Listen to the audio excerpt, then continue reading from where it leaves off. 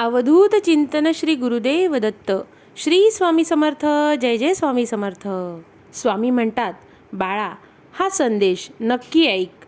दुर्लक्ष करू नकोस, नाहीतर तुझ्या जीवनातील अडचणी कमी होणार नाहीत. जोपर्यंत तू हा संदेश पूर्ण ऐकशील, येणाऱ्या सोमवारपर्यंत तुझ्यावरील अटळ संकट टळून जाणार आहे.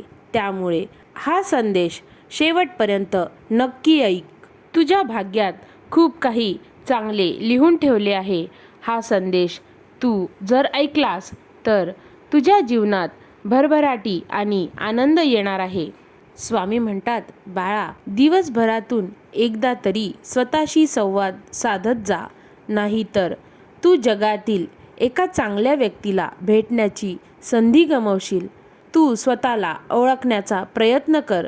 तू चांगला आहेस म्हणून तुला समोरची व्यक्तीसुद्धा चांगली वाटते. स्वामी म्हणतात, बाळा, भक्ती मार्गात आणि दैनंदिन जीवनात कर्माला खूप महत्त्वाचे स्थान आहे. कोणाचा तरी विश्वास तोडण्याआधी लक्षात ठेव, एके दिवशी तुला पण त्या अशाच वाईट गोष्टीचा सामना करावा लागेल. म्हणून कोणालाही वाईट बोलू नये आणि कोणाचे वाईट चिंतन करू नये. स्वामी म्हणतात, काही वेळा नियती तुला मुद्दाम अनपेक्षित संकट देते. ते फक्त आपलं कोण आणि परक कोण हे ओळखण्यासाठीच असते, जेणेकरून तू सावध होशील. स्वामी म्हणतात, बाळा, तू जरी सरळ मार्गाने आणि प्रामाणिकपणे काम करून देखील संकटे येत असतील आणि जेव्हा मदतीला कोणीही येत नाही, तेव्हा कोणत्या ना कोणत्या रूपात आम्ही तुला मदत करून जाऊ, हे तुम्हाला कळेलसुद्धा नाही आणि समजणार देखील नाही. स्वामी म्हणतात, बाळा, तुला जर मन मोकळेपणाने कोणाजवळ मनातील इच्छा व्यक्त करायची असेल तर ती आपल्या हक्काच्या दिव्य शक्तीसोबत म्हणजेच श्री स्वामी समर्थ आमच्यासोबत व्यक्त कर, जेणेकरून तुझ्या जीवनात येणाऱ्या संकटांना आम्ही सोडवू शकू. स्वामी म्हणतात, परिस्थिती सुसह्य करता येत नसेल तर निदान असह्य तरी करू नका. स्वामींनी प्रत्येकाला काही ना काही कार्य नियुक्त करून दिले आहे. त्यात साह्यभूत व्हा.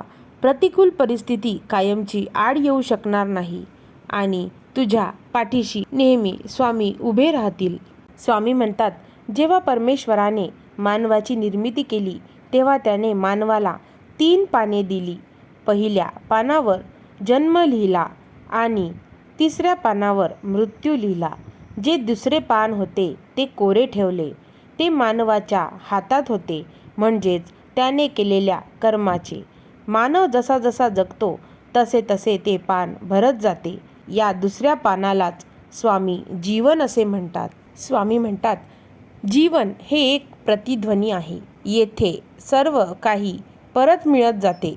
चांगले वाईट, सत्य असत्य म्हणून सर्वांना चांगल्या गोष्टी, चांगले विचार देण्याचा प्रयत्न करा. निश्चितच जे सर्वात चांगलं आहे ते स्वामी महाराज तुमच्याकडे परत देतील.